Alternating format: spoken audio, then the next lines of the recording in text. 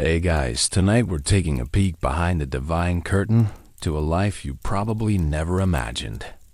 Forget epic battles, dramatic curses, and gods turning into swans. We're going to spend some quiet time with a figure whose existence, while inextricably linked to the king of the gods himself, was surprisingly, while mundane. You're about to step into the daily grind of Zeus's personal charioteer. Imagine, if you will, standing on the gleaming, cloud-dusted peaks of Mount Olympus. The air up here is thin, exhilarating, and carries the faint scent of ozone and something vaguely celestial. You hear the distant rumble of thunder. That's just Zeus, probably stubbing his toe again. The occasional tinkle of a lyre, and the hushed murmurs of divine gossip. But if you listen closely, you might also hear the soft clop-clop of hooves and the gentle whir of chariot wheels. That's your cue. You probably won't survive this level of quiet divine routine, even if you're trying to catch some S. So, before you get comfortable, take a moment to like the video and subscribe. But only if you genuinely enjoy what I do here. And if you're drifting off, maybe drop your location and local time in the comments. It's always fascinating to see where you're all listening from. Now, dim the lights, maybe turn on a fan for that soft background. And let's ease into tonight's journey together. You find yourself on Olympus, but not in some grand throne room or a shimmering garden. No, you're in what can only be described as a celestial stable. The air, while still ethereal, carries the distinct aroma of, well, horse. Divine horse, mind you, but horse nonetheless. The sun isn't quite up here yet, or perhaps it's always. Just a perpetual dawn, but a soft, pearlescent glow illuminates the vast space. This is where Zeus's magnificent thunder-hoofed steeds reside, and where our unsung hero, the Charioteer, begins his day. He's not a named figure in most myths, you see. He's the ultimate background character, the indispensable cog in the divine machinery. Think of him as the ultimate celestial Uber driver, but with much higher stakes and infinitely more powerful passengers. His morning routine starts before even the sun god Helios has properly stretched. You observe him, a figure cloaked in simple, practical robes, moving with a quiet efficiency. His first task, tending to the thunder steeds. These aren't your average earthly equines. These are majestic beasts, their manes crackling with latent energy, their eyes reflecting miniature lightning bolts. He's not just mucking out stalls, though there's certainly some of that, just a slightly more ethereal version. He's checking their cosmic harnesses, ensuring the celestial bronze buckles are polished, and carefully inspecting each of their thunder hooves for any ethereal nicks or celestial splinters. Imagine trying to explain that injury to a divine veterinarian. He carefully lays out the elaborate cloud-woven reins, checking for fraying. Then, he begins the process of attaching them to Zeus's grand chariot. This isn't a quick hitching, though. This chariot is a marvel of divine craftsmanship, gleaming with polished celestial bronze, often adorned with intricate carvings of lightning bolts and eagles. He carefully cleans each wheel, ensuring the ethereal grease is applied just so, preventing any cosmic squeaks that might disturb Zeus's delicate divine ears. Historians still argue whether Zeus had one fixed charioteer, or if it was a rotating roster of lesser deities and skilled mortals. Was it a permanent, trusted position, or more of a seasonal gig? You can almost hear the soft clink of metal against metal, the quiet breaths of the majestic horses, and the focused dedication of the charioteer, preparing for another day of ferrying the most powerful being in the cosmos. It's a surprisingly grounded start to a truly ungrounded existence. Once the thunder steeds are ready and the chariot gleams, you follow our diligent charioteer from the stable to what appears to be the Olympian equivalent of a staff kitchen, or perhaps a very exclusive cloud-top cafeteria. This is where the gods and their essential support staff fuel up for a day of divine duties. You might expect the cornucopia overflowing with exotic delights, perhaps golden apples and ambrosial pastries straight from a celestial oven. But no, you're about to witness the surprisingly unexciting reality of a divine breakfast. Ambrosia and nectar diet. The air here is sweet, almost cloying, with the scent of fermented grapes and something vaguely floral, which you quickly realize is the omnipresent nectar. It flows freely, dispensed from ornate fountains, and while it tastes pleasant enough like very, very good honey wine, it's consumed with the weary regularity of morning coffee. Our charioteer pours himself a goblet, perhaps with a sigh, and takes a sip. It's certainly refreshing, but after countless millennia, you can imagine the thrill has long since worn off. You might even hear him quietly grumble, "Another day, another gallon of grape juice." Then there's the ambrosia. This isn't the sparkling, magical sustenance you read about in myths, making mortals immortal or gods impossibly strong. Here, in the clear light of an Olympian morning, it looks suspiciously like porridge, or perhaps a very thick, somewhat luminous, unflavored yogurt. It's served in simple golden bowls, and while it supposedly grants immortality and divine vigor, it lacks any discernible taste beyond a vague sweetness. Imagine eating the same bland, but nutritionally perfect, rule every single day for thousands of years. You'd be craving a mortal bacon sandwich, wouldn't you?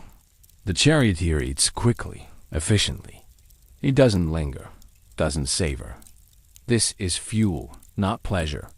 He might offer a small, unenthusiastic nod to a passing minor god, perhaps one, responsible for ensuring rainbows are properly curved. But there's no lively chatter, no boisterous breakfast banter. Everyone seems to be in a quiet, utilitarian mode. Historians still argue whether the blandness of ambrosia and nectar was a deliberate artistic choice by ancient poets to highlight the god's separation from mortal pleasures, or if it simply reflected a mortal understanding of immortality as something eternally unchanging, even in taste. Was it truly tasteless, or did the divine palate simply become accustomed to its singular flavor? You notice other deities, some quite famous, sitting at nearby tables. Ares, the god of war, might be glumly stirring his ambrosia with a spear. Aphrodite, the goddess of love, might be daintily picking at hers, probably hoping for a sprinkle of something more exciting. But our charioteer pays them little mind. His focus is on the day ahead, the celestial errands that await him. He's probably just dreaming of the mythical equivalent of a donut. This mundane start to the divine day serves as a quiet reminder that even a mortal life, when stripped of its dramatic narrative, can be surprisingly repetitive and, dare we say it, a little bit boring. You can almost feel the gentle hum of digestive processes, a universal truth even for the gods. With the bland ambrosia settled and the nectar consumed, you follow our charioteer back to the stables. This isn't a brief check-in. This is dedicated stable duty for celestial steeds. Forget the glamour of soaring through the heavens. For a significant part of his morning, his reality is remarkably grounded, literally dealing with what goes out of divine horses. The colossal stables, while perpetually clean due to various minor air nymphs and self-cleaning spells, still require meticulous attention. These aren't just horses. They're embodiments of thunder and lightning, with coats that shimmer like storm clouds and hooves that spark with cosmic energy. Our charioteer, with a surprisingly small, celestial bronze shovel and a sturdy cloud fiber broom, begins the task of tiding. Imagine scooping up solidified lightning bolts and raking through scattered stardust. You might even catch a whiff of slightly singed hay, a testament to the powerful energy constantly emanating from these beasts. He works methodically, his movements precise and practiced, clearly a master of this unique form of husbandry. Beyond the mucking out, there's the grooming. Each thunder steed needs individual attention. He uses a brush crafted from purified sunlight to smooth their crackling manes and tails, ensuring no stray sparks could accidentally ignite a passing cloud. He gently picks at their hooves, removing any celestial pebbles or rogue meteor fragments that might have gotten lodged during their powerful flights. Imagine trying to get a creature made of pure energy to stand still for a Hufakir. One wrong move, and you might get a static shock that sends you hurtling into the mortal realm. You might even hear a soft rumbling whinny as one of the horses leans into his touch, clearly appreciating the care. This work is physical, demanding, and utterly essential.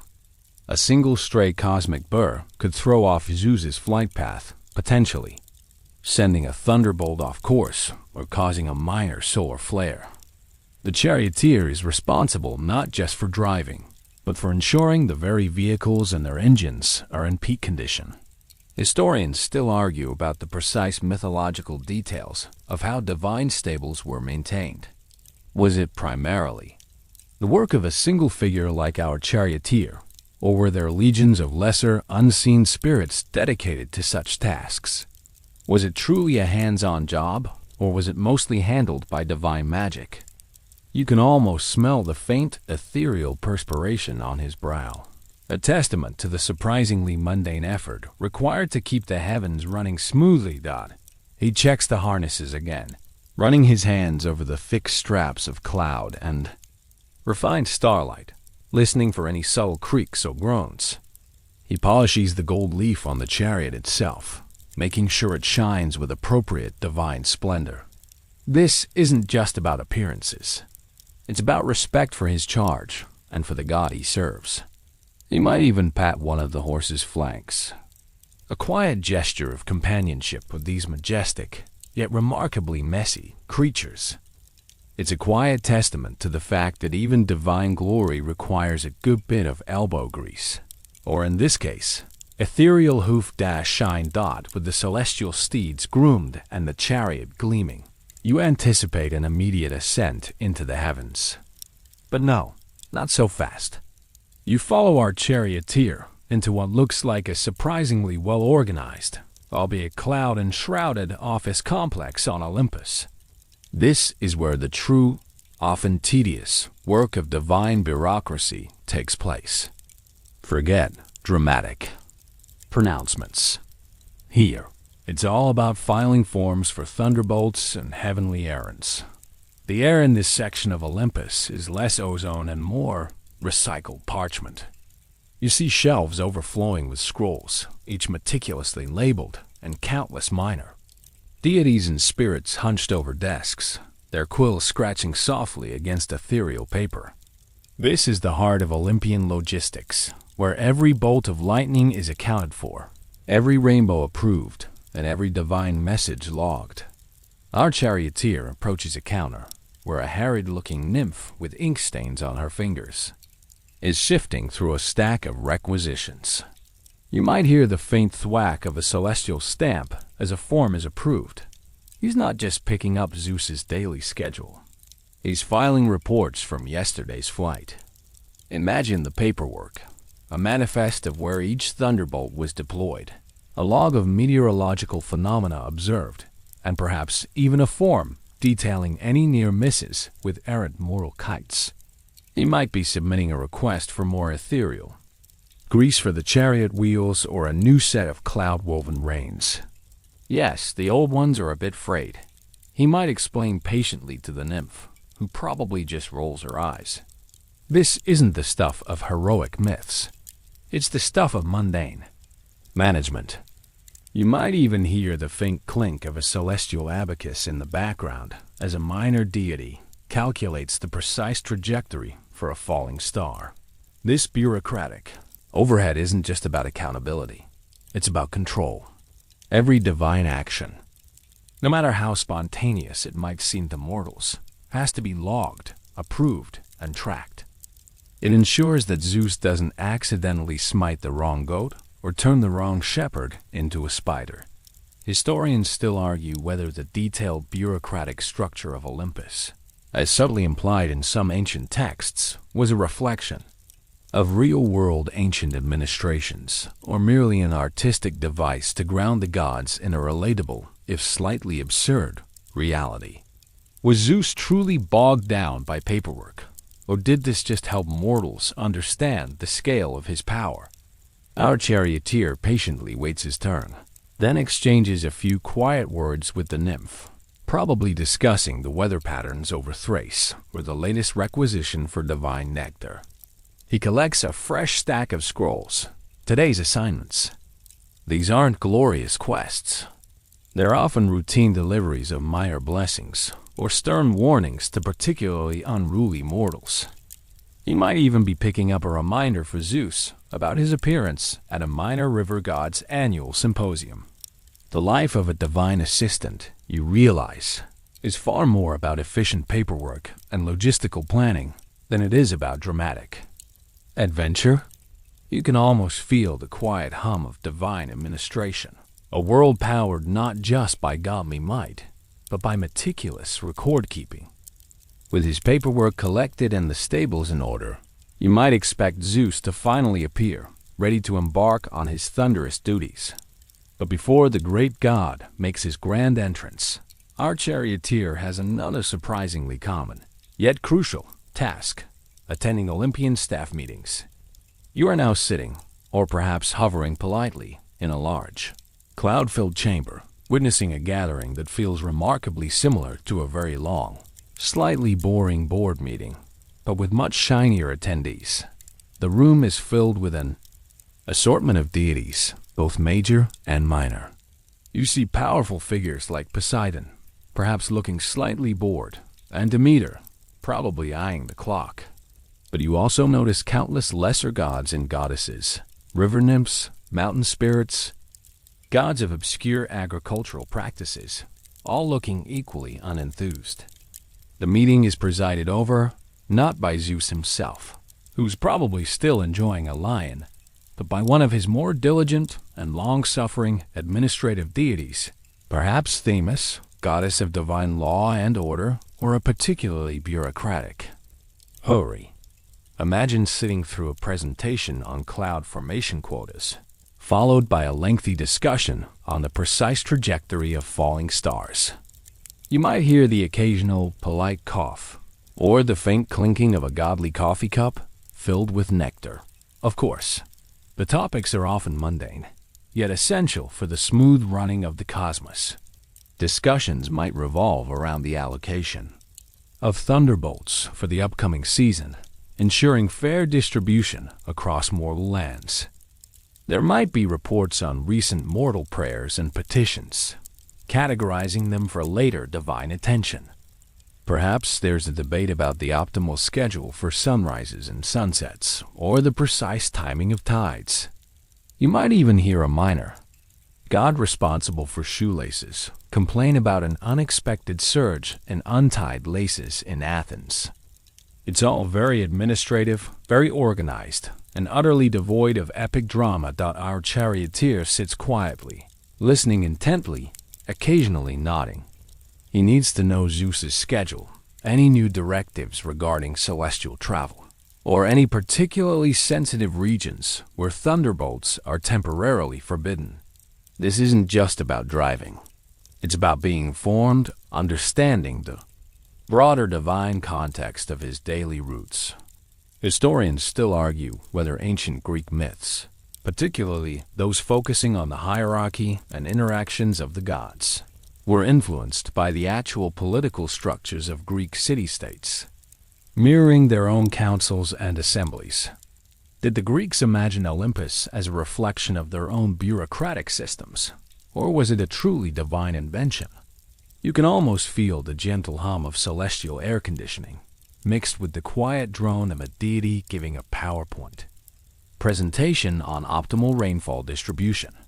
The meeting drags on. Someone is probably asking for action items and deliverables. Our charioteer might sneak a glance at a small celestial sundial, patiently waiting for the meeting to conclude so he can finally get Zeus airborne. It's a quiet reminder that Even the most powerful beings in the universe have to endure the occasional, soul-crushing staff meeting.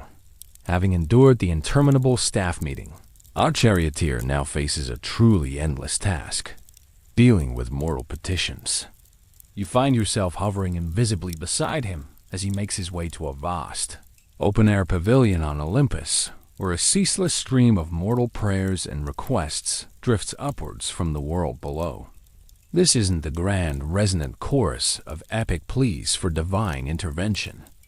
It's a cacophony of the small, the repetitive, and the surprisingly mundane.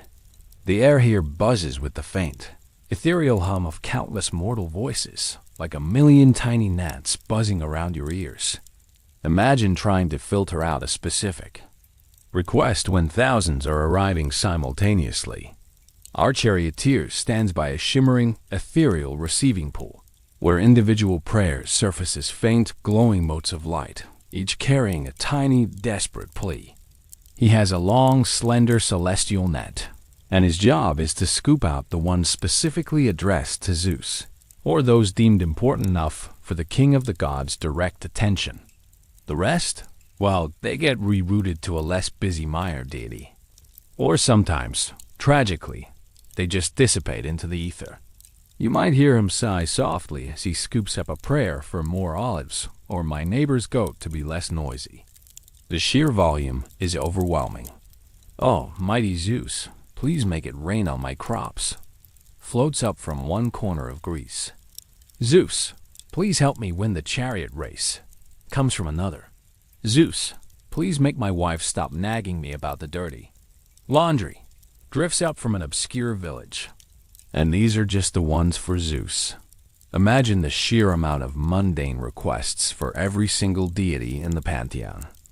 It makes you realize that being a god is less about grand cosmic battles and more about being a celestial customer service representative. The charioteer has to be a master of rapid triage. Is this a genuine crisis? A plea for justice? Or is it just another farmer complaining about a slight drought, when a minor rain god could easily handle it? He's listening for the subtle undertones, the true desperation, amidst the endless stream of daily wants and grievances. Historians still argue whether the sheer quantity of prayers to the gods, as implied in ancient religious practices, was truly a burden for the divine, or if the Greeks imagined a more efficient, less bogged-down system for processing moral needs. Did the gods truly listen to every mundane request, or did they have a celestial spam filter? You might even have a small celestial abacus nearby, tracking the number of prayers related to bad harvests versus those concerning unfaithful spouses. It's a surprisingly bureaucratic task, requiring immense patience and a finely tuned ear for the urgent amid the utterly trivial. Our charioteer is often the first, and sometimes the only, divine ear that many mortal petitions reach. He's the unsung intermediary, the celestial gatekeeper, patiently sifting through the endless wants of humanity before Zeus even has his first thunderbolt of the day. You can almost feel the gentle hum of countless hopes and desires, a continuous, surprisingly mundane drone that echoes across the divine realm. With mortal petitions sifted, our charioteer now turns his attention to a task that directly impacts his daily flights, consulting the weather report.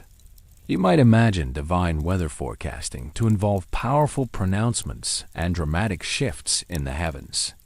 But here on Olympus, it's a surprisingly precise, almost scientific endeavor, crucial for ensuring Zeus's thunderbolts land where they're supposed to. You follow him to a large, open-air observatory, a structure made of polished celestial bronze and shimmering crystal. Here, a team of minor deities, likely the houri responsible for seasons and natural order, are meticulously tracking atmospheric conditions across the mortal realm. They're not just looking at clouds.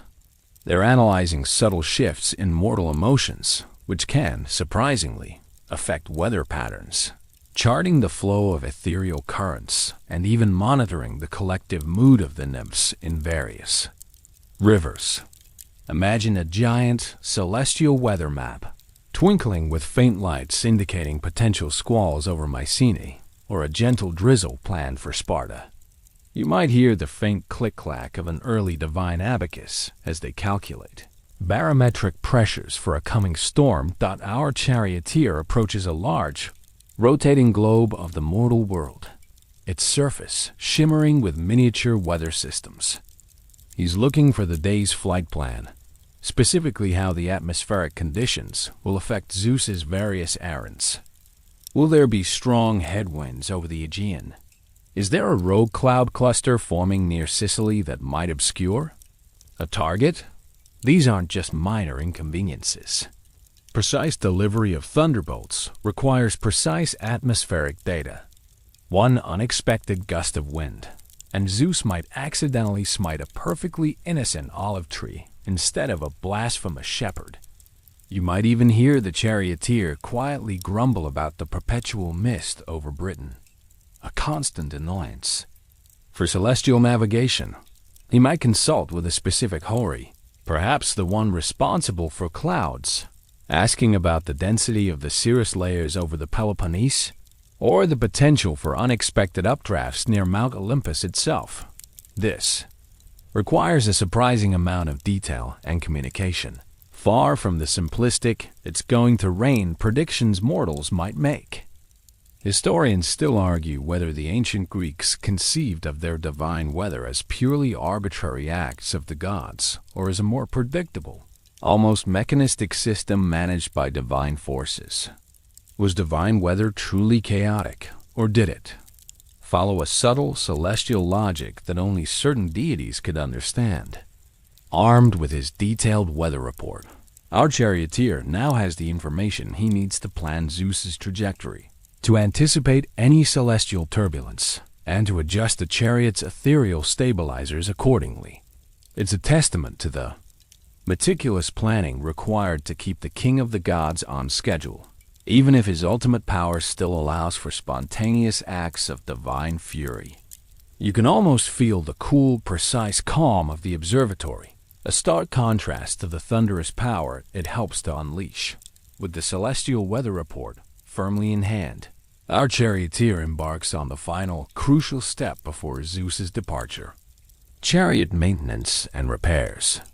You now witness the intricate work involved in keeping a divine vehicle in peak condition, a task that demands a surprisingly human level of diligence and precision. This isn't just a quick wash and wax. It's a full pre-flight inspection for a vehicle that regularly hurtles through storms and celestial bodies. You find him in a dedicated workshop area within the stable complex, surrounded by an assortment of tools crafted from glittering starlight and polished moonbeams. The colossal chariot, gleaming in the soft Olympian light, is hoisted slightly off the ground by unseen divine mechanisms. His work is meticulous. He starts by carefully checking each of the chariot's magnificent wheels, crafted from swirling clouds and reinforced with celestial bronze. He listens for any subtle creaks or groans, pressing his ear close to the hubs. Imagine trying to identify a cosmic squeak that only he can hear. He then applies a thin, shimmering layer of ethereal grease to the axles, ensuring a smooth, silent glide through the heavens. You might even hear the faint whir of the wheels as he spins them, testing their perfect rotation. Next, he moves to the chassis.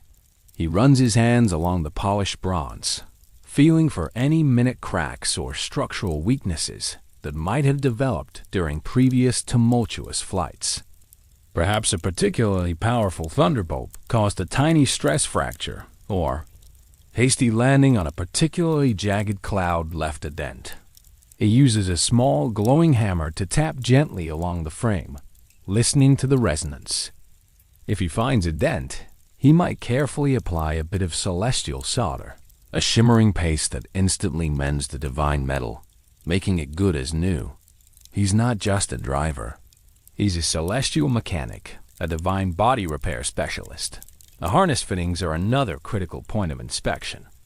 The reins, woven from cloud stuff and reinforced with threads of pure energy, are examined for any signs of fraying or weakness. The buckles, massive and intricately carved with lightning bolts and eagles, are polished until they gleam like miniature suns.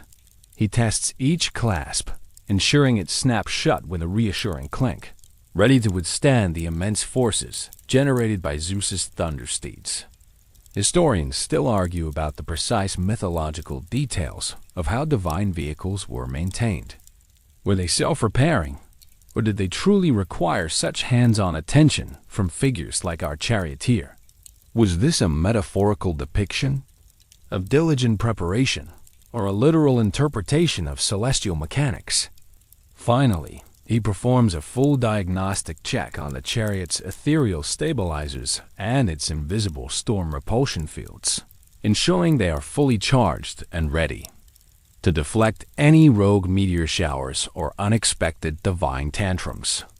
This is about precision, about foresight, and about preventing any mishaps that could have catastrophic consequences for the mortal world below.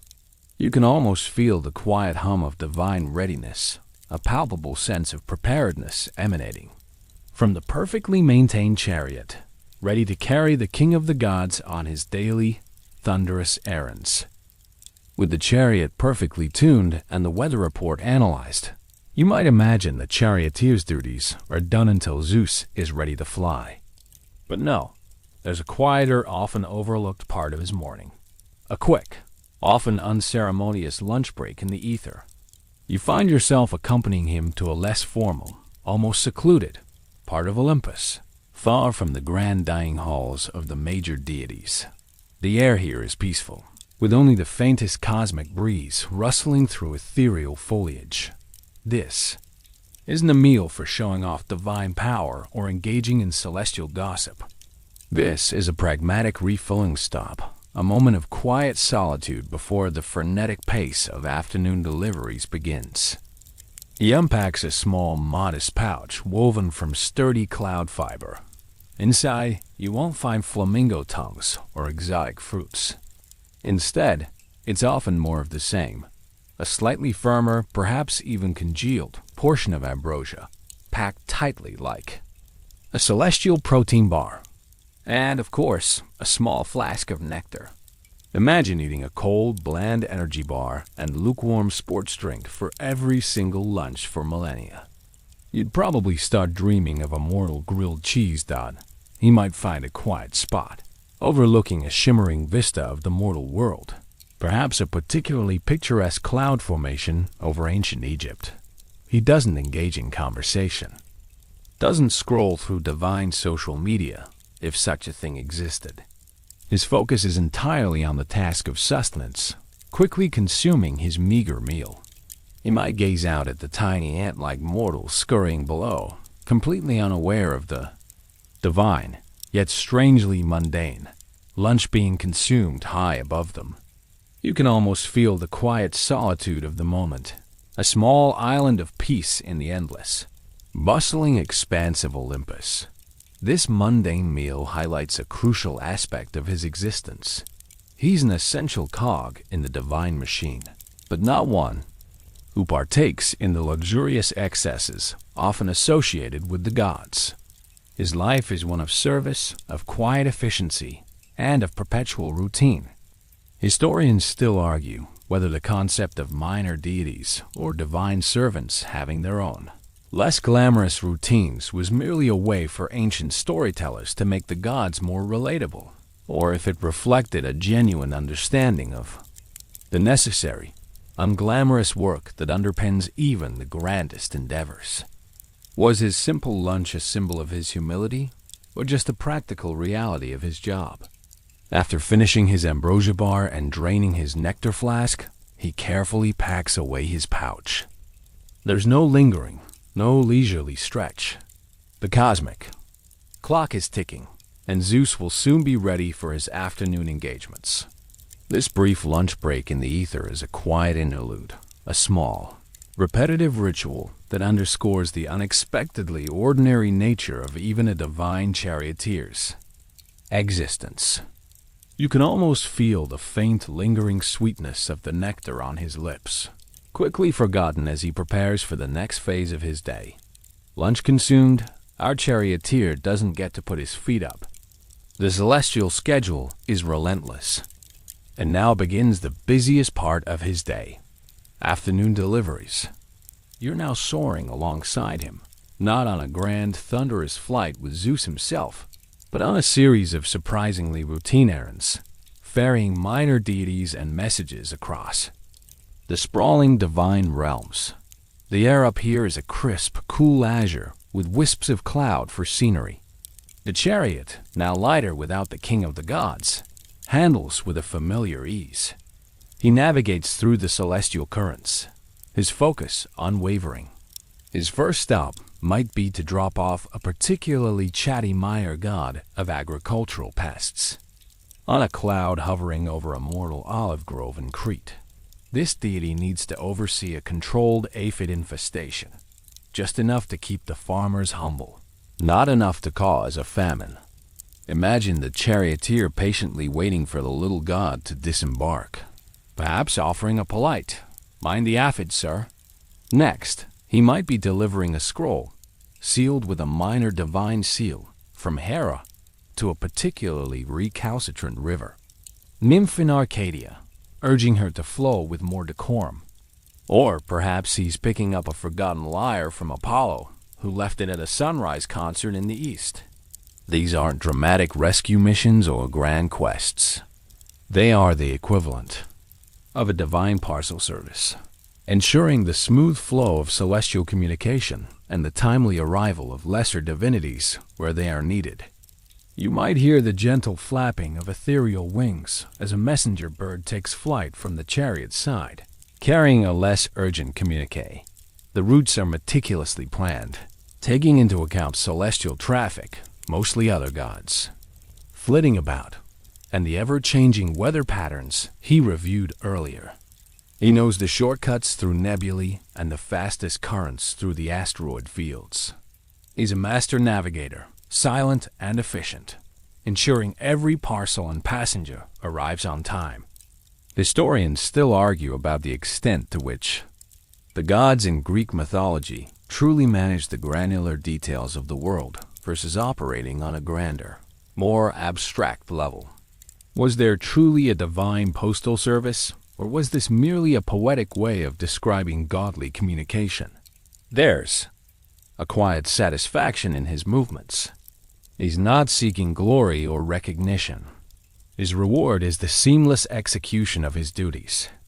He might even enjoy the brief moments of peace between deliveries, the vast, silent expanse of the heavens stretching out before him, broken only by the gentle hum of the chariot.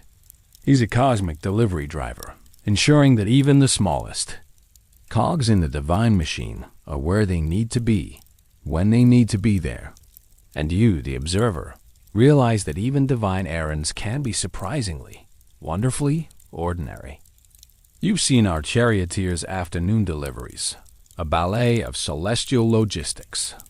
But even in the methodical rhythm of his day, there's one unpredictable element that always adds a dash of chaos: dealing with Hermes' pranks.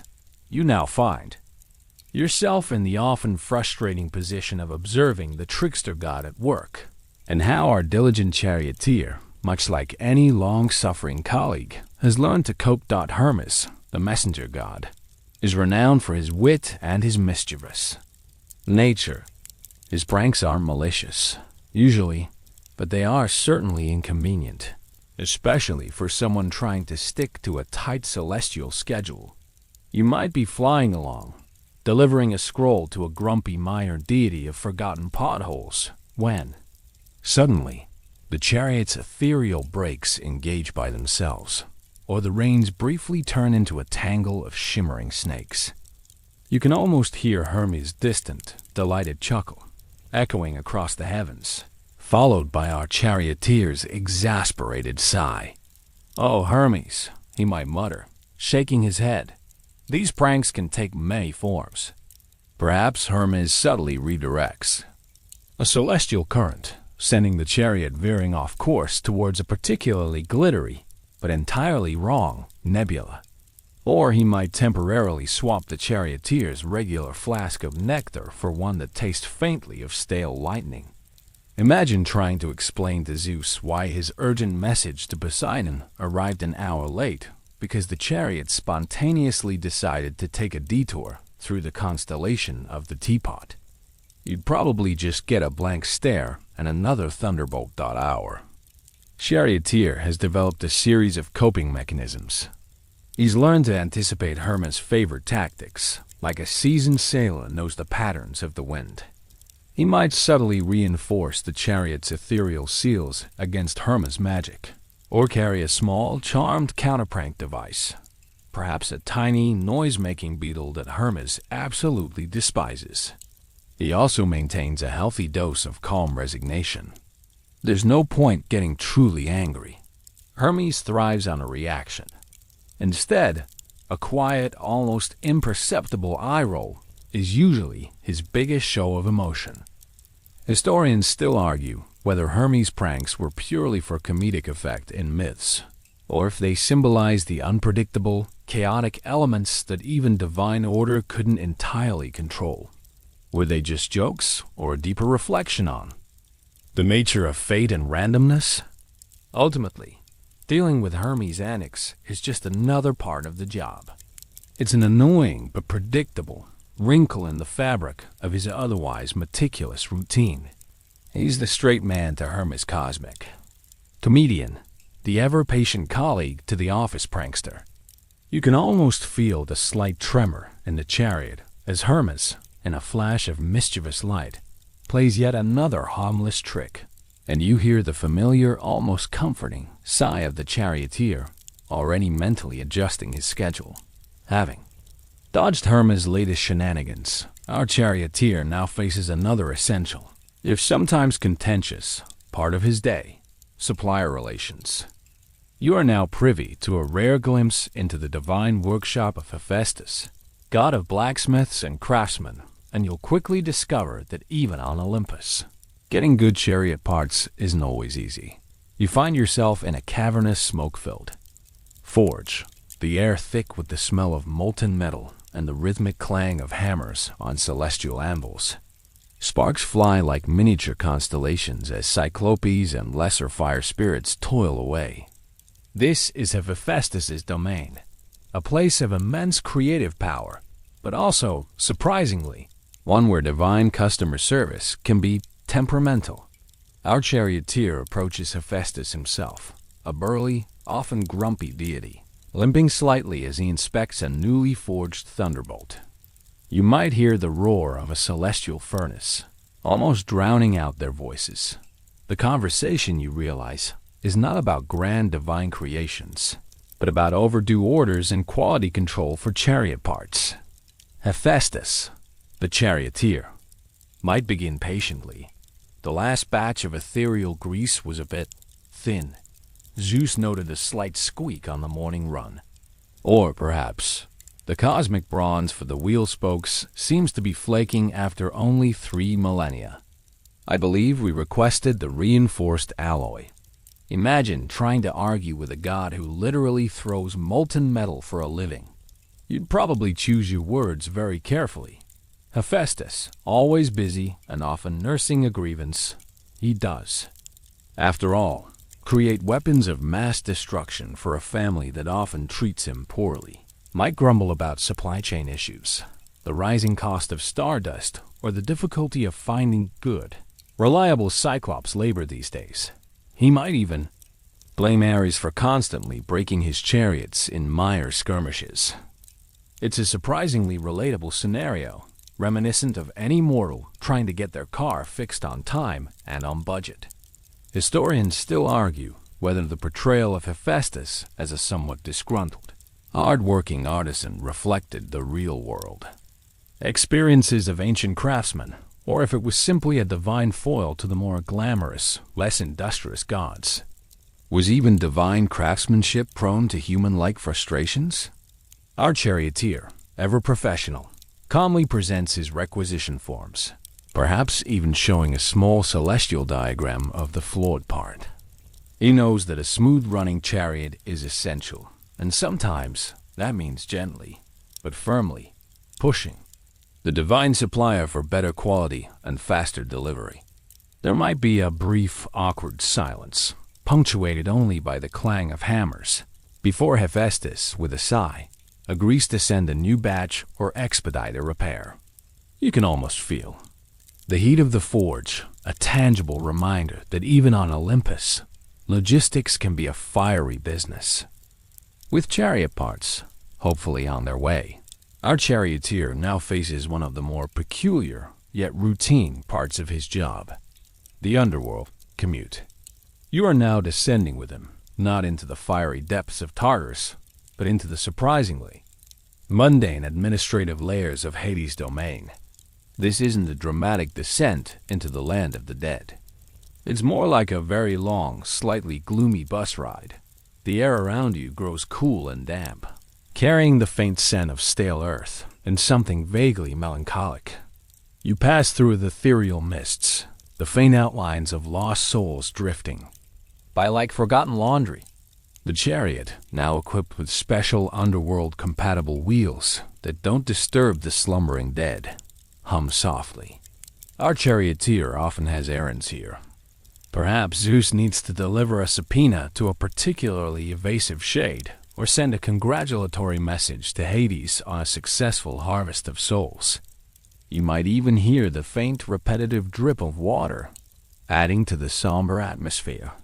The journey to Hades' palace is remarkably uneventful, a winding path through dimly lit caverns and across silent rivers. There are no dramatic encounters with Cerberus. He's usually busy guarding the main entrance, which is, thankfully, not on our charioteer's route, or harrowing escapes from vengeful furies. They have their own divine transportation. It's largely a quiet, contemplative drive. Our charioteer knows the shortcuts through the various realms of the dead, bypassing the more populated fields of Asphodel and the eternally buzzing queues for Charon's ferry. He might even have a favorite spot where he can briefly pull over, to avoid the perpetually bickering shades of forgotten philosophers. His tasks in the underworld are often logistical. Perhaps he's picking up a consignment of captured dreams from Hypnos, or delivering a manifest of new souls from Thanatos. It's about maintaining the smooth flow of celestial and infernal operations. He might even have a brief, polite exchange with Persephone, who, when not stuck with Hades, is surprisingly efficient at processing divine paperwork. Historians still argue whether the Greek underworld, as depicted in various myths, was primarily a place of punishment and dread, or if it also contained a surprisingly well-organized bureaucratic structure to manage the sheer number of deceased mortals. Was Hades' realm truly chaotic, or did it have its own mundane civil servants? The return journey is equally uneventful, a slow ascent back into the lighter, airier realms of Olympus. The silence of the underworld lingers, a quiet contrast to the often boisterous heavens. This regular underworld commute is a testament to the comprehensive nature of our charioteer's job, ensuring that even the grim business of death runs on schedule. You can almost feel the damp chill lifting as you return to the warmth of Olympus, leaving behind the quiet, predictable routine of the dead. Having navigated the surprisingly predictable gloom of the underworld, our charioteer now ascends back to Olympus, only to face a more volatile, yet equally routine, challenge: avoiding Hera's glare. You are now privy to the delicate dance of divine marital drama, a subtle choreography that every Olympian staff member, especially those in close proximity to Zeus, must master. The air on Olympus often crackles with an electric tension that has nothing to do with Zeus's thunderbolts and everything to do with his wife, Hera. Her jealousy, legendary in myth, is a constant, palpable force. As Zeus's personal driver, our charioteer is often an unwitting witness to, or even a minor pawn in, the king of the gods' numerous dalliances. Imagine trying to drive your boss around, knowing full well that his wife is perpetually scrutinizing every move, every destination, and every lingering scent on his toga.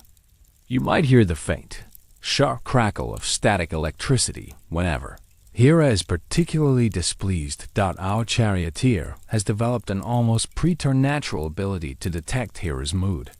He knows the subtle shift in the celestial winds, the faintest tightening in the ether that signals her presence or her rising ire. He might take a slightly longer route if he senses Hera is lurking near Zeus's latest paramour's cloud. He might subtly adjust the chariot's ethereal cloaking device. If Zeus is making a particularly discreet visit to a mortal princess, it's a delicate balance of loyalty to his direct superior and self-preservation. After all, a displeased Hera is not a force to be trifled with, especially if you're a mere charioteer. One wrong turn, one misplaced glance, and you could find yourself transformed into a particularly unappetizing constellation. This constant vigilance adds a layer of subtle stress to his otherwise routine day. He's not just concerned with celestial navigation. He's concerned with divine emotional navigation. He must ensure Zeus arrives punctually for his official duties, but also avoid putting him in Hera's direct line of sight when he's returning from a less than official engagement. Historians still argue whether Hera's jealousy was primarily a reflection of patriarchal Greek society's views on marriage and female agency, or if it served a deeper mythological purpose in highlighting Zeus's absolute power and occasional capriciousness. Was her anger a moral judgment, or simply a narrative device to create divine conflict? You can almost feel the charioteer's quiet tension, the slight stiffening of his shoulders as he expertly maneuvers the chariot, trying to remain as inconspicuous as possible. He's an expert at appearing busy and oblivious, a master of the divine head-in-the-sand maneuver. His goal is not to intervene, not to judge, but simply to keep the cosmic wheels turning without getting caught in the crossfire of a divine domestic dispute. You might even hear the faint, low rumble of thunder in the distance, quickly followed by the charioteer sighing, sounds like she found him. With Hera's stormy presence navigated, our charioteer now shifts gears, from avoiding divine wrath to patiently imparting celestial wisdom. You are now observing him in his role as a mentor, training new impersistence. This isn't about grand divine battles or complex theological debates. It's about teaching the very basics of celestial operations to clumsy, aspiring divine drivers. You find him in a quieter corner of Olympus, perhaps near a training track made of solidified clouds. Before him stand a small group of fresh-faced, often slightly translucent, impish figures. These are nascent spirits, eager to earn their wings, or perhaps their tiny celestial donkey carts, and they've been assigned to our charioteer for hands-on experience. Imagine teaching someone how to parallel park a celestial vehicle that can travel between dimensions. You might even hear the faint, high-pitched bonk of a new impersistent accidentally flying into a stray cloud. He's teaching them the fundamentals. How to properly harness a minor wind spirit to a light conveyance. The optimal trajectory for delivering small blessings. Don't want to accidentally bless the wrong mortal with an overabundance of barnacles. And the precise amount of ethereal grease to apply to a celestial wheel.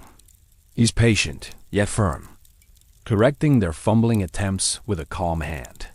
No, he might say gently, guiding a tiny imp's hand.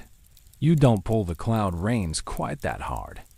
Remember, they're made of condensed dreams, not rope. This task requires immense patience. These young impersistents are prone to distraction, often chasing a particularly shiny comet or getting caught in a harmless but time-consuming celestial eddy. They ask endless questions. Is that a god's beer floating by? Can I pet the thunder steeds? Does ambrosia come in a berry flavor? Our charioteer answers them all with a quiet professionalism, knowing that today's clumsy imp is tomorrow's minor deity of, say, proper quill-feather alignment.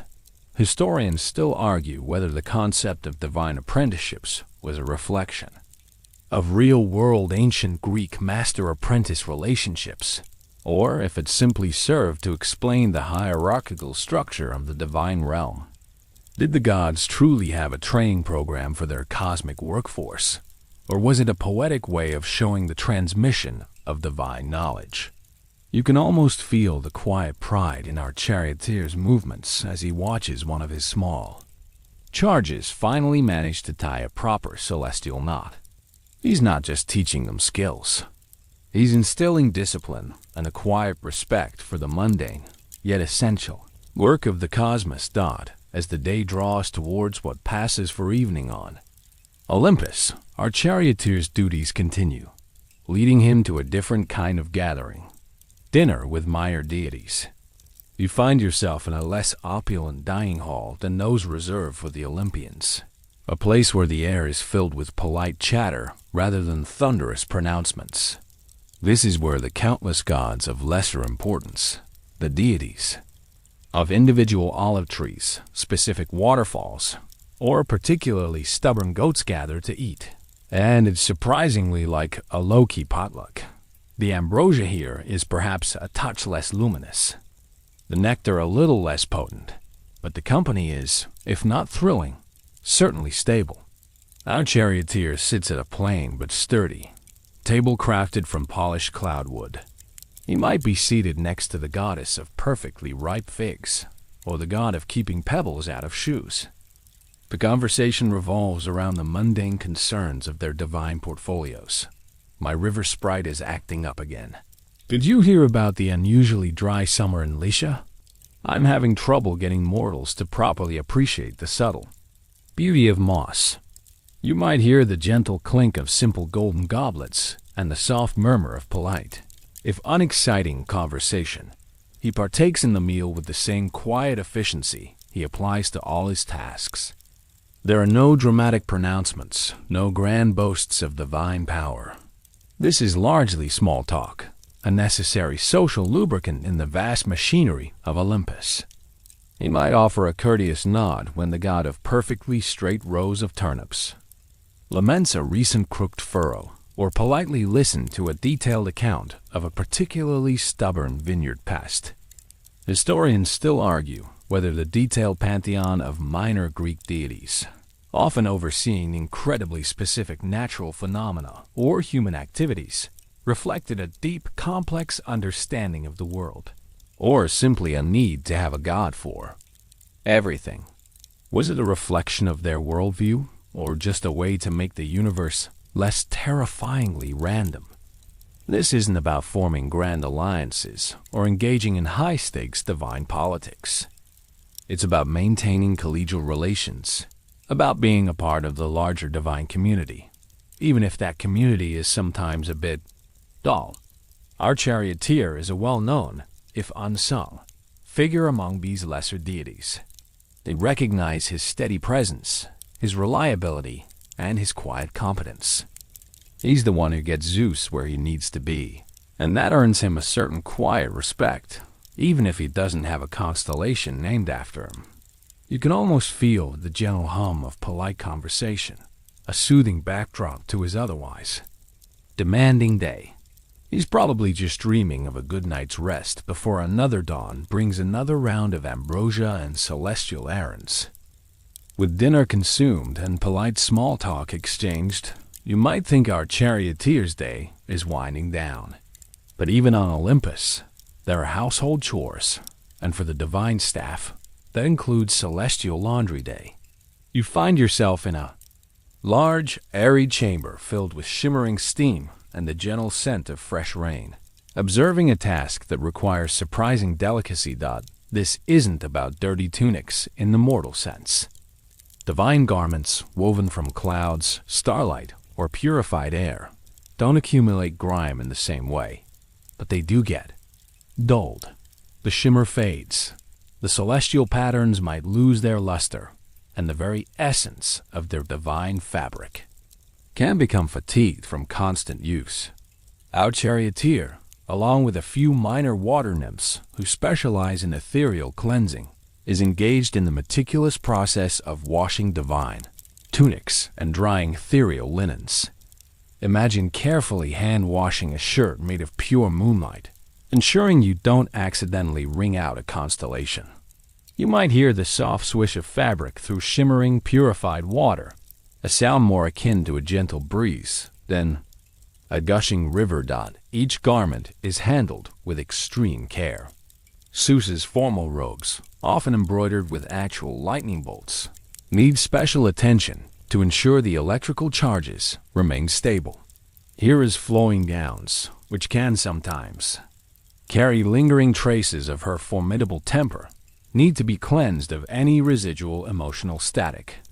The Charioteer, with practiced hands, gently dunks a cloud-woven tunic into a basin of specially prepared celestial dew, then delicately works it through, ensuring every ethereal fiber is refreshed. He might even use a tiny silver-combed brush to smooth out any wrinkles in the fabric of a minor god's sleep mask. Drying these garments is an art in itself. They aren't simply hung on a line.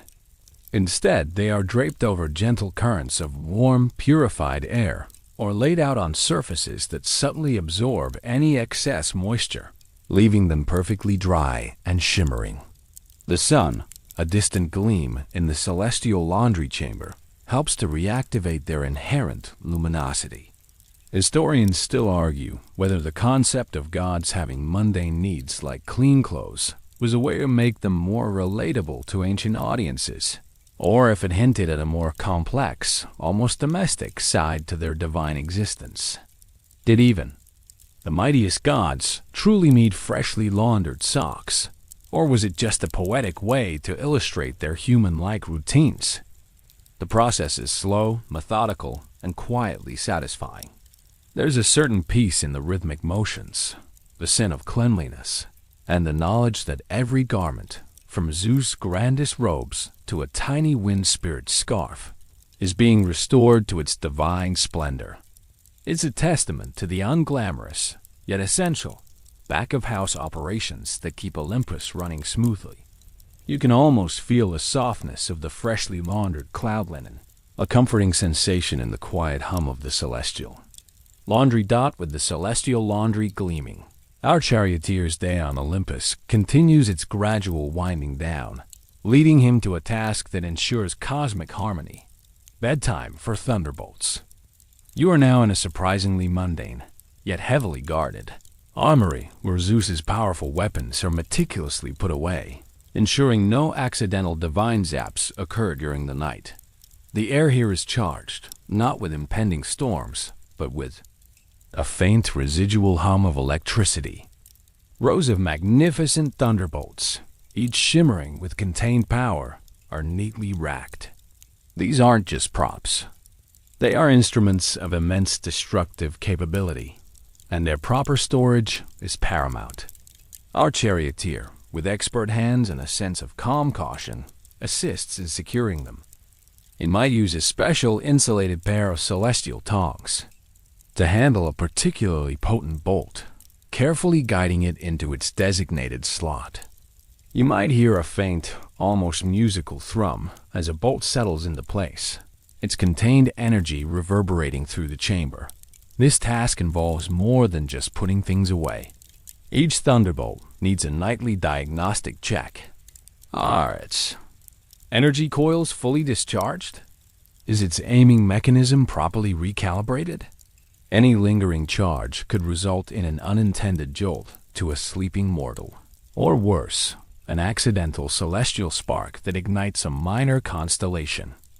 Imagine the paperwork involved if Zeus accidentally zapped a sheep in Thessaly because someone forgot to turn off a thunderbolt's on switch.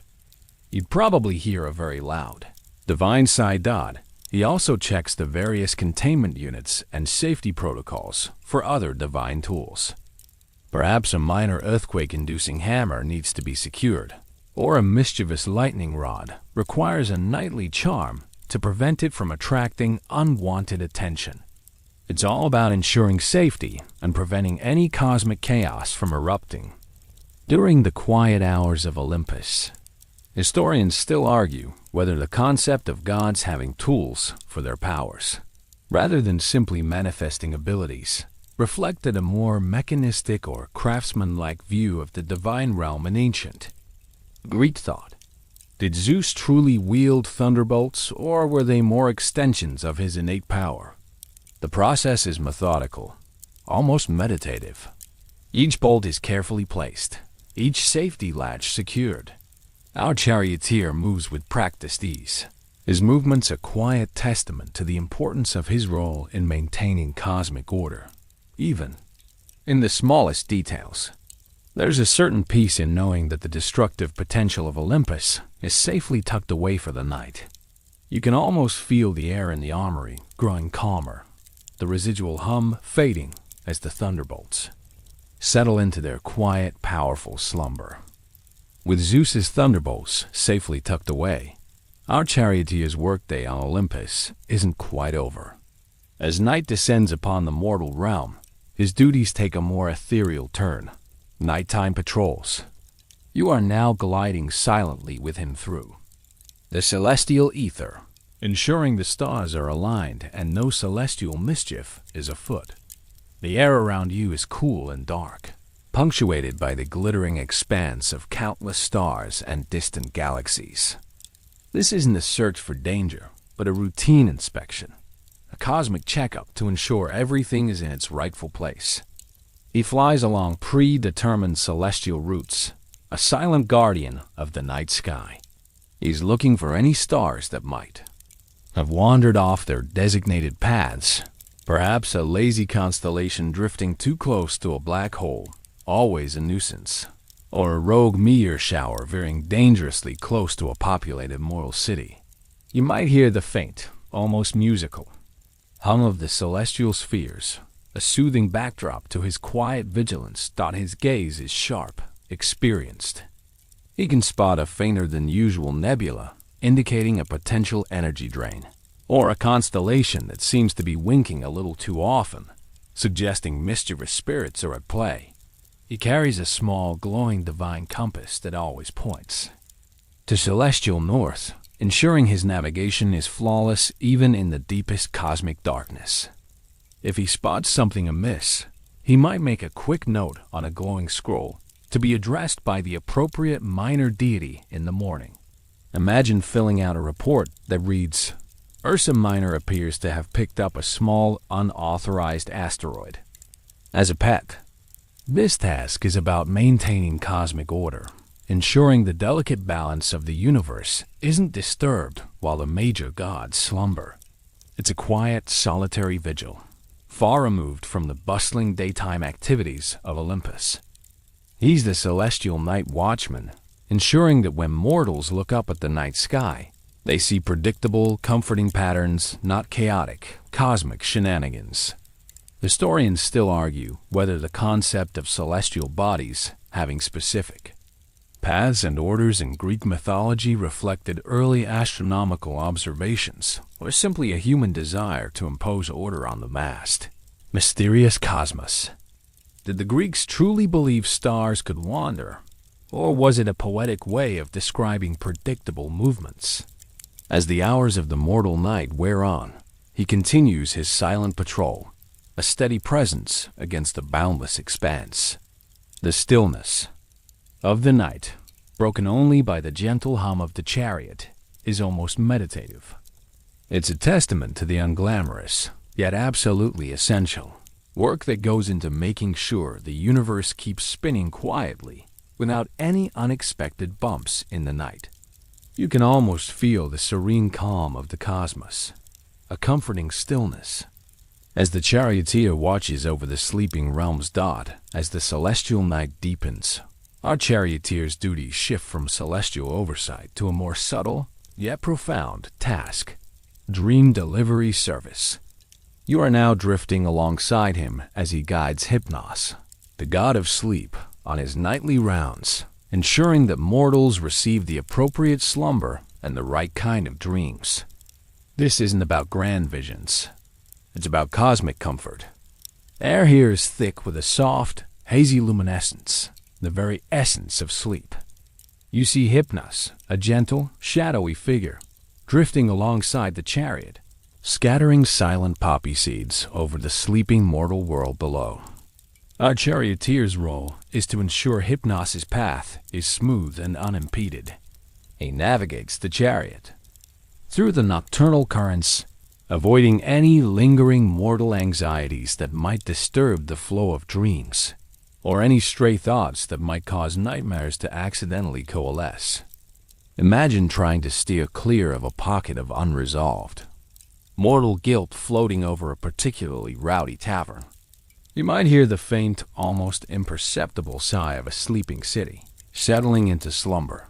His work involves guiding Hypnos to specific locations, perhaps where Zeus has decreed a particularly restful sleep for a favored hero, or a subtly disturbing dream for a mortal who needs a gentle nudge towards a different path. He also ensures the dreams themselves are delivered efficiently. No one wants a hero's epic dream to accidentally end up in the mind of a grumpy shepherd, or a prophet's vital vision to be lost in the subconscious of a snoring merchant. Historians still argue whether the Greeks truly believed in divine delivery of dreams, or if it was a poetic metaphor for the subconscious mind and its influence. Was it literal divine mail, or a way to explain the mysteries of sleep? This quiet nightly journey highlights the often unseen precision required for even the most subtle divine interventions. The Charioteer is Hypnos' silent partner, the logistical backbone of the dream world. He ensures that the delicate balance of mortal rest and divine communication through dreams is maintained. He's not a weaver of dreams, but he ensures the loom itself runs smoothly. You can almost feel the gentle, rhythmic sway of the chariot, a comforting motion that lulls even the observer into a sense of deep tranquility. It's a quiet, essential service, making sure everyone gets their cosmic Z's. As Hypnos completes his nightly circuit, delivering dreams across the sleeping mortal realm, our Charioteer's duties turn to a more methodical, almost academic nocturnal task: paperwork for constellations. You now find yourself in a quiet, dimly lit chamber on Olympus, where the vast, complex map of the night sky is meticulously documented and managed. The air here is cool and still, carrying the faint scent of old scrolls and cosmic dust. Before him lies an enormous, shimmering celestial chart, unfurling across a vast table. This isn't just about admiring the beauty of the stars. It's about rigorous record-keeping. Every star, every nebula, every distant galaxy has a designated position, a precise trajectory. Our Charioteer, with a finely tipped stylus crafted from pure starlight, is engaged in endless charting and cross-referencing. He's updating records of stellar drift, noting the faintest shifts in planetary orbits, and meticulously logging the birth and death of distant suns. Imagine trying to keep a cosmic inventory of billions of celestial bodies, all while ensuring no two constellations accidentally merge during a celestial hiccup. You might hear the faint scratch-scratch of the stylus on the shimmering chart, a rhythmic sound of meticulous dedication. He's not just observing, he's documenting. Every time Zeus or another major deity uses a constellation as a celestial landmark, or when a minor god nudges a star a few degrees off course for a specific omen, it needs to be recorded. He's looking for anomalies, for any unexpected movements that might indicate a celestial rogue, or perhaps just a sleepy minor deity who forgot to secure a particularly unstable asteroid. Historians still argue whether the meticulousness of Greek astronomical observations and star charts was purely scientific, or if it also reflected a deep-seated belief in a divine, ordered cosmos that needed constant celestial oversight. Was the universe truly so meticulously managed by divine bureaucrats, or was this a reflection of human efforts to understand the chaos? This task requires immense patience and an almost infinite attention to detail. One misplaced star on a chart could lead to significant navigational errors for future divine flights, or a miscalculation in stellar alignment that affects a mortal's destiny. He's ensuring the cosmic blueprint remains accurate, a silent guardian of the astronomical integrity of the universe. He might even make a small, quiet adjustment to a tiny twinkling star that appears to have drifted a fraction of an inch from its assigned coordinates dot as the mortal night wears on. The Charioteer continues his solitary work, surrounded by the silent, glittering expanse of the celestial charts. It's a quiet testament to the unseen, unglamorous dedication that keeps the very fabric of the cosmos in place. You can almost feel the serene order of the universe, a comforting stillness as the Charioteer meticulously documents the silent dance of the stars. With the constellations meticulously charted, our Charioteer now finds himself navigating a different kind of cosmic chaos, dealing with Cupid's mess. You are now witnessing the aftermath of mischievous arrows and misguided affections, a surprisingly frequent occurrence on Olympus that requires the delicate touch of a celestial cleanup crew. The air here might be faintly perfumed with the scent of rose petals and broken hearts, a telltale sign of Cupid's recent activity. Our Charioteer often finds himself tasked with cleaning up the emotional fallout from the winged god's random shots. Imagine a minor river god suddenly madly in love with a particularly grumpy satyr, or a usually stoic nymph inexplicably weeping over a discarded olive pit. You might hear the faint twang of a tiny bowstring in the distance, followed by a soft, exasperated sigh from the Charioteer. His role isn't to reverse the effects of Cupid's arrows. That's beyond his pay grade, and usually involves a far more powerful divine intervention. Instead, it's about managing the immediate, often inconvenient consequences. He might be tasked with gently redirecting a love-struck deity who's attempting to serenade a startled, unrequited object of affection with off-key lyre music. Or perhaps he needs to carefully retrieve a misplaced arrow that has landed dangerously close to Zeus's personal lightning rod. Historians still argue whether Cupid's mischievousness in myths was merely a playful personification of human desire, or if it served a deeper purpose in highlighting the unpredictable, often irrational, nature of love. Was it truly random, or did it have a subtle, divine logic known only to Aphrodite? This task requires a surprising amount of discretion and a very patient demeanor. He's not judging the divine dramas. He's simply ensuring they don't escalate into full-blown celestial catastrophes. He might have a small celestial net for catching stray love arrows, or a special balm for soothing overly inflamed divine passions. He's the unsung cleanup artist, quietly restoring order after the impulsive whims of a playful, yet powerful god. You can almost feel the gentle hum of emotional turbulence, slowly settling back into a more manageable calm. He moves with a quiet efficiency, accustomed to the sporadic bursts of chaos that Cupid brings to Olympus. It's just another Tuesday, really, for Zeus's Charioteer. He's ensuring that while love or infatuation might be in the air, it doesn't cause any unnecessary celestial pileups. You can almost hear the soft flutter of tiny wings disappearing into the distance, leaving behind only the faintest echo of love's bewildering aftermath. With Cupid's ephemeral chaos settled, our Charioteer now finds himself enduring a more structured, yet equally tedious, aspect of Olympian life, the Olympian social calendar. You are now attending one of these mandatory, often boring, divine parties, a stark contrast to the grand feast mortals might imagine. The setting is usually a vast, shimmering hall, perhaps decorated with constellations woven into tapestries and clouds sculpted into uncomfortable seating. The air is filled with the clinking of goblets and the polite, often insincere murmur of divine conversation. You see gods and goddesses, some renowned, some obscure, mingling with varying degrees of enthusiasm. There's Zeus probably holding court with a handful of fawning minor deities, and Hera undoubtedly surveying the room with a critical eye. looking for any stray nymphs in Zeus's vicinity.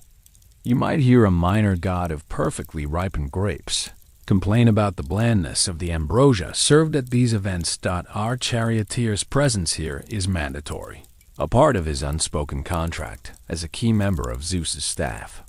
He doesn't seek out conversation or indulge in much socializing. He stands quietly, perhaps near a celestial column, observing the room with a practiced detachment. He might offer a respectful nod to a passing deity, but he avoids engaging in lengthy discussions about mortal politics or the latest divine fashion trends. Imagine being at an office party where everyone is immortal and has seen everything a million times before. The small talk is probably exquisitely dull. These parties aren't for merriment. They're for maintaining divine hierarchies and reinforcing social bonds. Deals are quietly struck, favors are subtly exchanged, and alliances are reaffirmed. But for our Charioteer, it's largely a waiting game, another part of his workday. He's there to be seen, to show respect, and to ensure he's available if Zeus suddenly decides to leave or needs a private, thunderous word with someone. Historians still argue whether the elaborate social lives attributed to the Greek gods in myths were a reflection of aristocratic Greek society's own complex social rituals, or simply a way to humanize the divine and make their interactions more relatable. Were these truly boring parties, or did the ancients just not describe the fun bits? He might occasionally catch a glimpse of a particularly awkward interaction, like Ares trying to tell a joke that falls flat, or Aphrodite trying to mediate a dispute between two squabbling river gods. But mostly, it's a steady hum of polite indifference. He's simply another fixture in the background, a silent testament to the fact that even divine social obligations can feel like a chore. You can almost feel the gentle thrum of polite boredom, a soft backdrop to the glimmering, yet strangely tedious, Olympian soiree. Having survived the Olympian social calendar, our Charioteer now delves into the practicalities of divine power, budgeting for divine thunder. You are now in a quiet, somewhat dusty, celestial accounting chamber, where the raw materials for Zeus's most iconic power are meticulously tracked and allocated. Even the king of the gods needs to watch his celestial pennies. It seems the air here smells faintly of ozone and old parchment. Before him lies an immense ledger, its pages shimmering with faint, glowing script. This isn't just about counting thunderbolts. It's about managing the very resources that fuel Zeus's power. He's reviewing requisitions for raw atmospheric energy, assessing the efficiency of recent lightning strikes, and calculating the projected needs for upcoming divine interventions. Imagine the divine equivalent of a CFO poring over spreadsheets, trying to ensure that the celestial electric bill doesn't get out of hand. You might hear the faint click-clack of a celestial abacus, or the soft rustle of a budget scroll being unfurled. The resources for thunderbolts don't just magically appear. They require careful cultivation of atmospheric conditions, the refining of raw cosmic energy, and the skilled craftsmanship of Hephaestus and his Cyclopes. Our Charioteer, through his daily flights and interactions, has a unique understanding of the actual consumption rates of Zeus's power. He might note that a recent particularly dramatic smiting of a disrespectful mortal required 3 times the usual atmospheric energy, or that the last batch of thunderbolts from Hephaestus was surprisingly inefficient. He's looking for ways to optimize, to ensure Zeus can maintain his awe-inspiring power without depleting the celestial coffers. This task is about foresight and responsible stewardship. While Zeus's power seems limitless, the actual production and deployment of that power requires finite resources. A miscalculation here could mean a thunderbolt misfire, or worse, a moment when Zeus needs a dramatic display of power and finds the celestial ammunition locker empty. Historians still argue whether the Greek gods, despite their omnipotence in some areas, were conceived as being bound by certain natural or cosmic laws or if the concept of budgeting their powers was purely a human way of making their abilities understandable. Did even divine power have its limits, or was this merely a narrative device to make the gods more relatable? Our Charioteer silently works through the ledger, making small notations, suggesting adjustments to the production schedule for lightning or the allocation of storm clouds.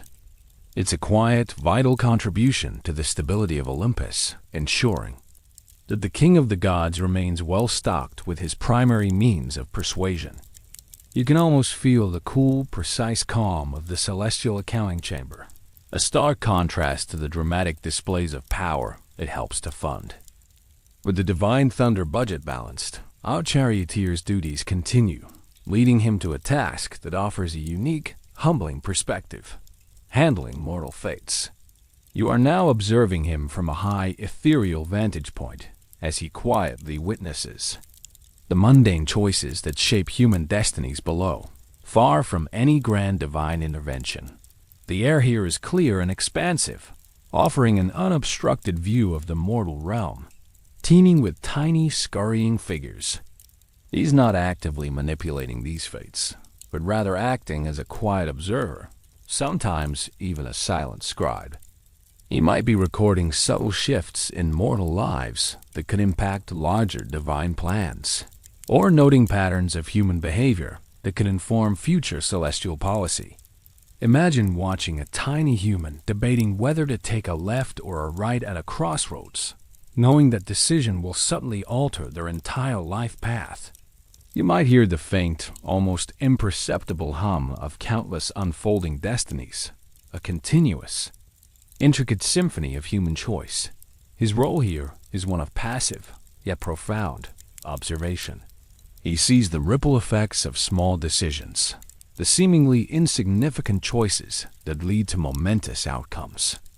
A dropped coin that leads to an unexpected encounter, a forgotten word that sparks a lasting feud, a quiet act of kindness that prevents a future tragedy. These aren't the grand mythic interventions of the gods. They are the everyday dramas of human existence, playing out in countless tiny theaters. He's witnessing the raw, unvarnished tapestry of mortal life, understanding the intricate web of cause and effect that even the gods rarely fully grasp. He doesn't interfere, doesn't judge. His purpose is to document and understand. Perhaps he's noting how a mortal's persistent efforts in a barren field eventually lead to a surprising harvest, or how a seemingly harmless lie unravels an entire community. Historians still argue whether the Greek concept of fate, moirai, meant that all human actions were predetermined, or if individuals still possessed a degree of free will within a divinely influenced cosmos. Did the gods truly know every outcome, or were they just observing the endless possibilities?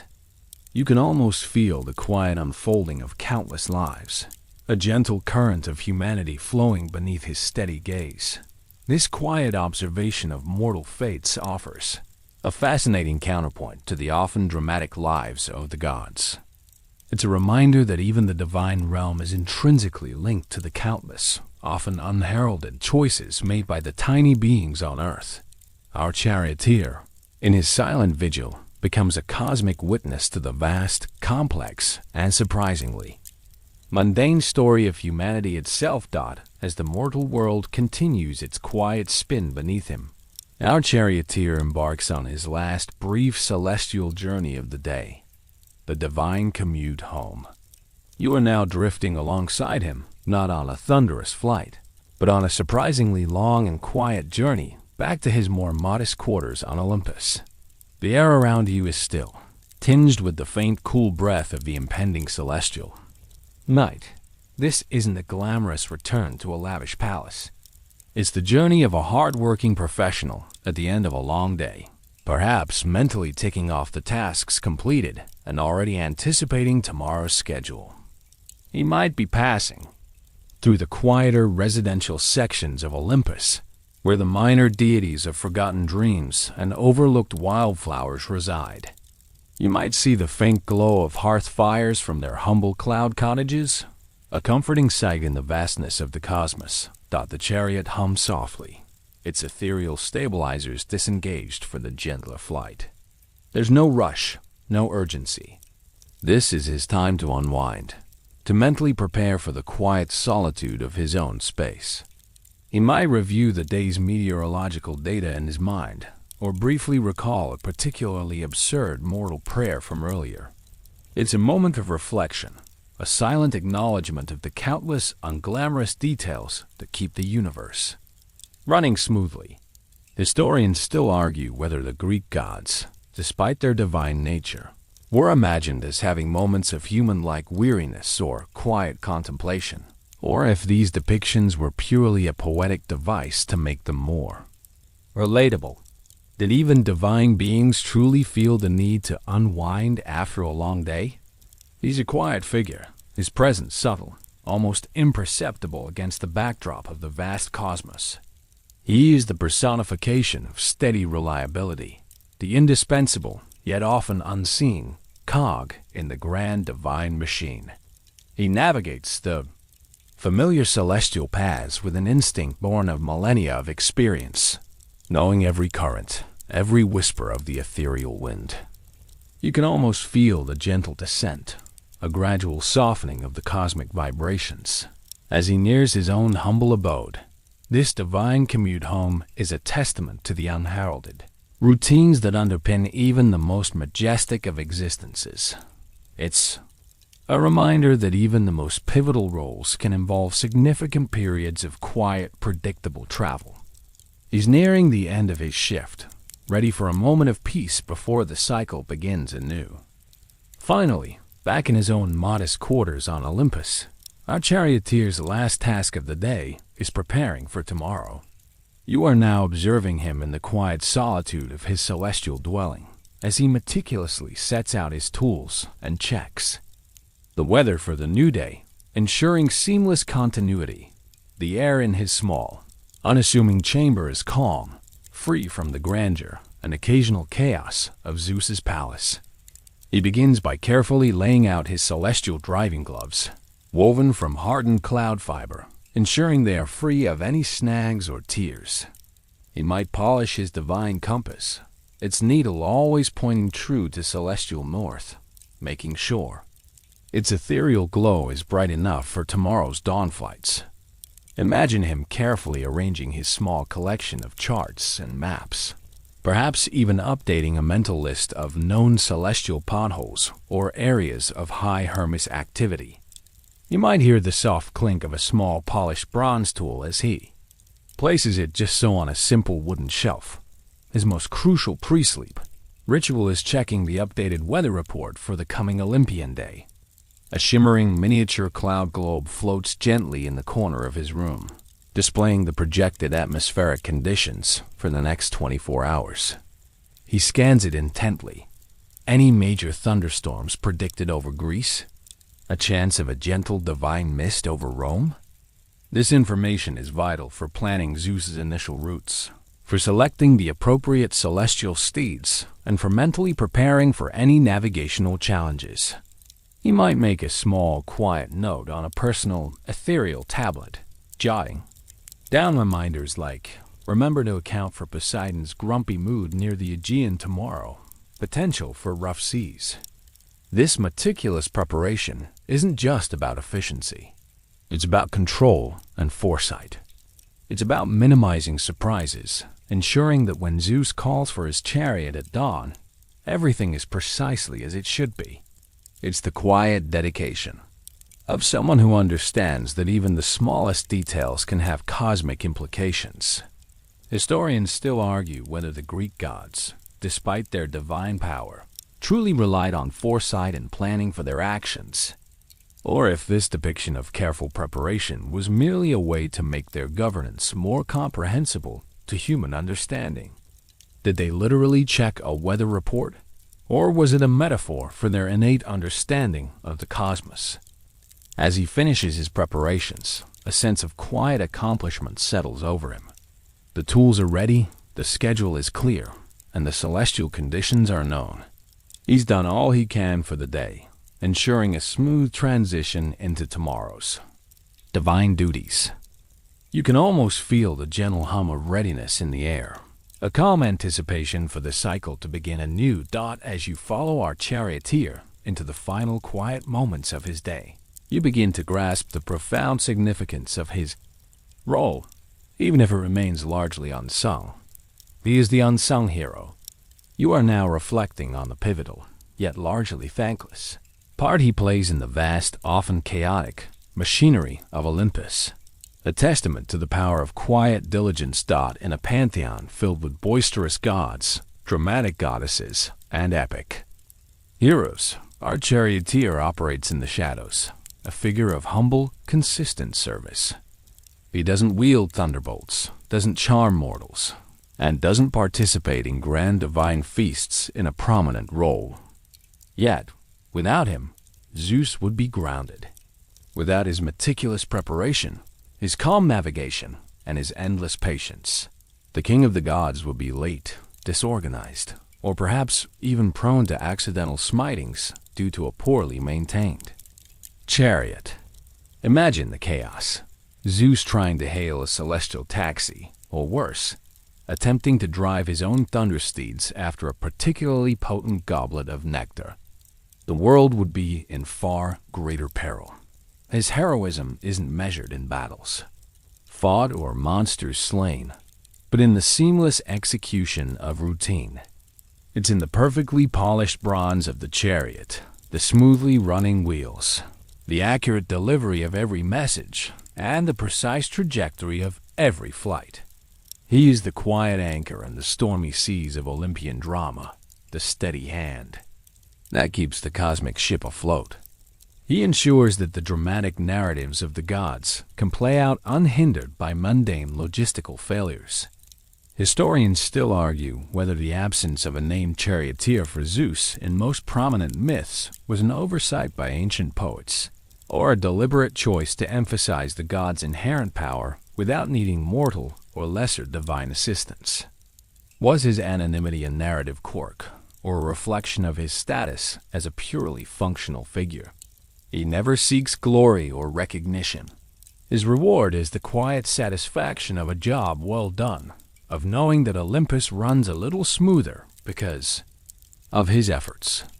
He is the divine equivalent of the best stage manager, ensuring every prop is in place, every light cue is hit, and every actor gets to their mark on time, even if no one in the audience ever knows his name. You can almost feel the quiet dignity radiating from him, a sense of profound purpose in his humble tasks. He's the constant, the reliable, the unglamorous backbone of divine operations. This quiet reflection highlights the universal truth that even in the most magnificent of realms, it's the everyday, uncelebrated work that truly holds everything together. He ensures that Zeus can be Zeus and that the cosmic order can be maintained, one perfectly polished wheel and one smoothly navigated flight at a time. You can almost feel the comforting presence of his quiet dedication, a truly unsung hero. As the mortal world sleeps beneath a blanket of stars, and the last of the lesser deities settle into their ethereal slumbers, you are now observing the ultimate peace, quiet Olympus, the bustling, vibrant, and often tumultuous realm of the gods, finally settles into a profound stillness. Yet, you realize the work continues. In silence, the grand halls are empty, their golden surfaces gleaming softly in the ambient celestial light. The thundersteeds are quiet in their stables, their latent energy merely a gentle hum. Hermes is likely dreaming of new pranks. Hephaestus's forge is cool, and even Hera's vigilant gaze has finally succumbed to the embrace of Hypnos. The usual cacophony of divine pronouncements, arguments, and laughter is replaced by a deep, resonant silence that fills the vast expanse of the divine mountain.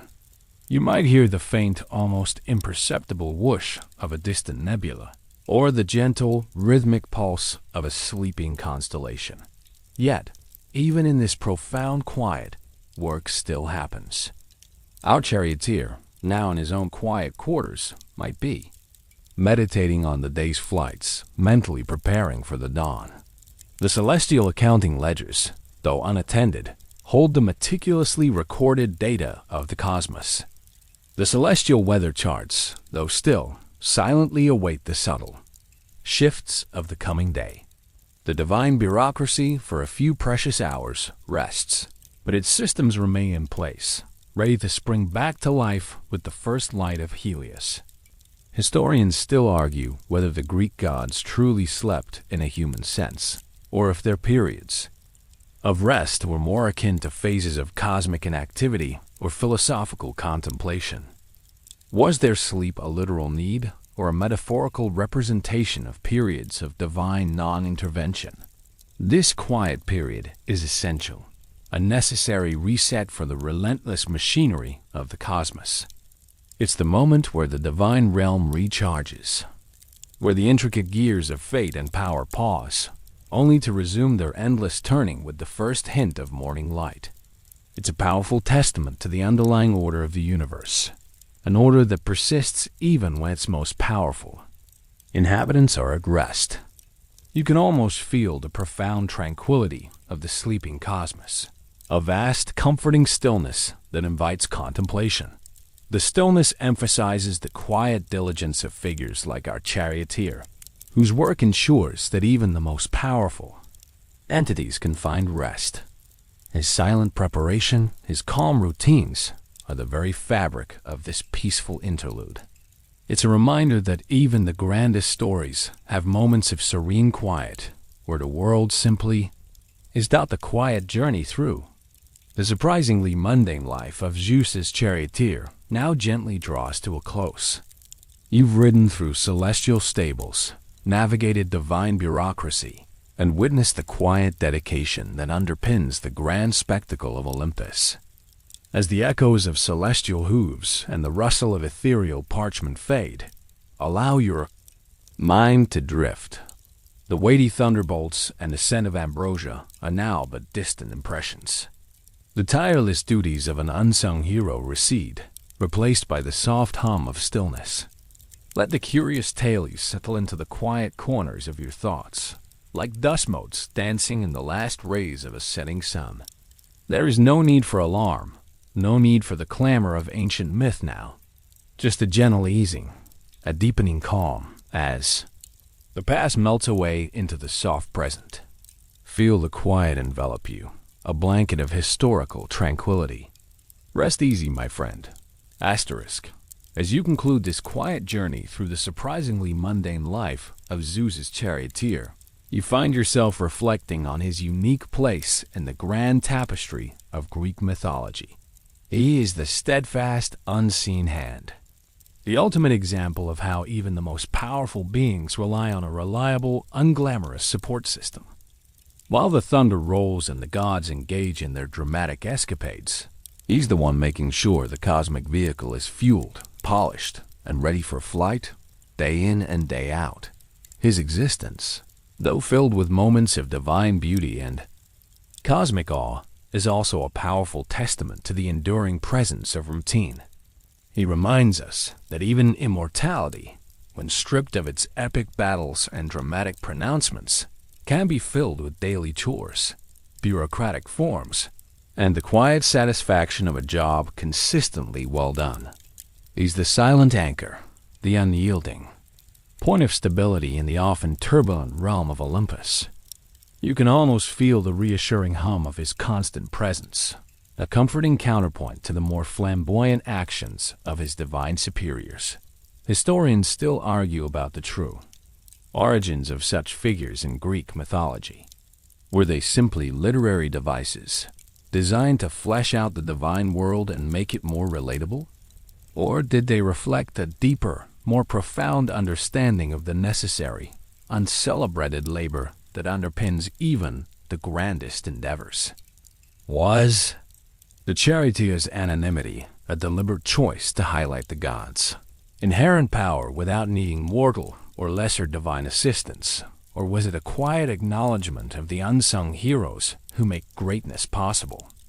His quiet dedication suggests that true impact isn't always found in thunderous pronouncements, but often in the meticulous, repetitive tasks performed with unwavering reliability. This quiet reflection on his role highlights a universal truth. Behind every grand story, there are countless smaller, often mundane, stories of quiet effort and unwavering commitment.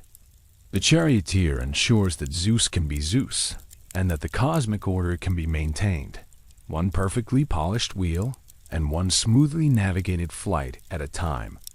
His life, though unsung, is a quiet symphony of diligence, a comforting presence.